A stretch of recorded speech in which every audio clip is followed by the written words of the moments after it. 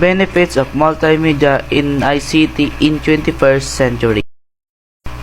Good morning everyone. Now we're talking about the benefits of multimedia in ICT in 21st century. There are 6 benefits of multimedia in ICT of 21st century. Number 1. Enhanced communication. Enhanced communication multimedia allows the integration of various forms of content such as text, image, audio, and video, which greatly enhance the effectiveness of communication. This is especially valued in video conferencing, online meetings, and social media interaction. Number 2. Rich learning experiences.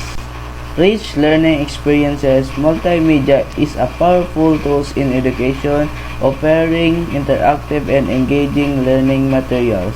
It caters to diverse learning styles by presenting information in multiple formats, making learning more accessible and effective. Number 3. Information retrieval. Information retrieval multimedia device and research engine enable users to retrieve information more efficiently. User can search for and access multimedia content which includes image, audio, and video to find information they need.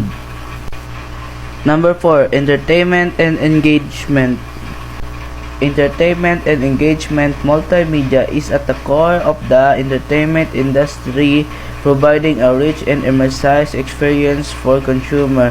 It includes video games, streaming services, virtual reality, augmented reality, and more, enhancing the entertainment value of ICT. Number 5. Creative expression. Creative expression. Multimedia tools empower individuals and professionals to express their creativity through digital art, video production, music composition, and more.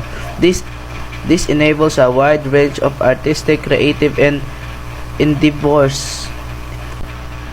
Marketing and advertising. Marketing and advertising multimedia is essential for modern marketing and advertising campaigns.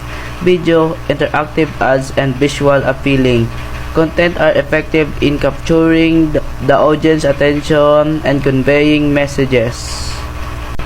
And that's for all, and thank you for listening.